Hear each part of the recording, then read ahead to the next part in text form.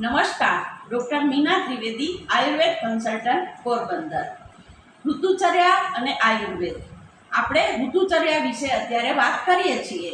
આપણે પહેલાં શિશિર અને હેમંત ઋતુ એટલે કે શિયાળાની ઠંડી ઋતુ વિશે જાણ્યું. હવે પછી આપણે આગળ જોઈશું, એટલે હવે આપણે જોઈશું વસંત ઋતુ. તો વસંત ઋતુમાં શું શું કરવું જોઈએ? વસંત ઋતુ એટલે ચૈત્ર અને વૈશાખ મહિનો. આપણે શિયાળામાં ખૂબ ભારે ખોરાક ખાતા હોય છે, ઘીવાળું, દાખલા તરીકે અડદિયા લાડુ, પાક, બધી ઘણી બધી વસ્તુઓ ખાધી હોય છે. તેથી શરીરમાં કફ જમા થયો હોય છે. હવે વસંત ઋતુમાં તડકો પડવાથી કફ ઓગળે છે અને કફ જઠરમાં ભેગો થાય છે અને મંદાગ્નિ કરે છે. તેથી કફના રોગો થવાની વધારે શક્યતા રહે છે.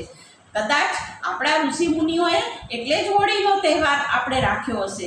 આપણે હોળીમાં પ્રદક્ષિણા કરીએ, વધારામાં ધાણી, દાળિયા વગેરે ખાઈએ અને બીજે દિવસે ધૂળેટીનો તહેવાર આવે. ખરેખર તો ધૂળેટીના તહેવારમાં પલાશ એટલે ખાખરાના ફૂલથી આપણે નહાવું જોઈએ. ખાખરાના ફૂલને પાણીમાં પલાળી અને એના પાણીથી આપણે હોળી રમવી જોઈએ. અત્યારે આપણે કેમિકલના કલર લગાડીએ છીએ, એ તો ઘણું નુકસાન કરતા છે. જો ખાખરાના ફૂલના પાણીથી આપણે નાહવામાં આવે તો એની અંદર એવો ગુણ છે કે ચામડીના જેટલા છિદ્રો છે એની અંદરથી એ કફને શોષી લે છે. તો આપણે એ વસ્તુઓનું ખાસ ધ્યાન રાખવું જોઈએ.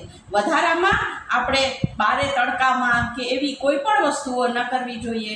ઠંડુ ન ખાવું જોઈએ, સ્નિગ્ધ ન ખાવું જોઈએ, ભારે ખોરાક ન ખાવો જોઈએ, દિવસે ન ઊંઘવું જોઈએ વગેરે વસ્તુઓનું ધ્યાન રાખવું જોઈએ. તો આપણે શું શું કરવું જોઈએ? તો આપણે લસ્ય લેવું જોઈએ અને શરીરે કપૂર, ચંદન, કેસર વગેરેના લેપ કરવા જોઈએ. જૂના મગ, જૂના ઘઉં, જૂના જવ, મધ વગેરેનું સેવન કરવું જોઈએ. અને સૂંઠ ઉકાળેલું પાણી અને મોથ ઉકાળેલું પાણી એ વગેરે પાણી આપણે પીવું જોઈએ.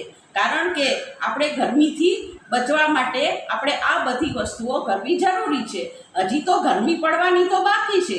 હવે આપણે પછી ગ્રીષ્મ ઋતુઓ વિશે આવતીકાલે જોશું. એના માટે આપણે વધારે જાણવા માટે મારા વિડીયોને સબસ્ક્રાઈબ કરો અને લાઈક કરો.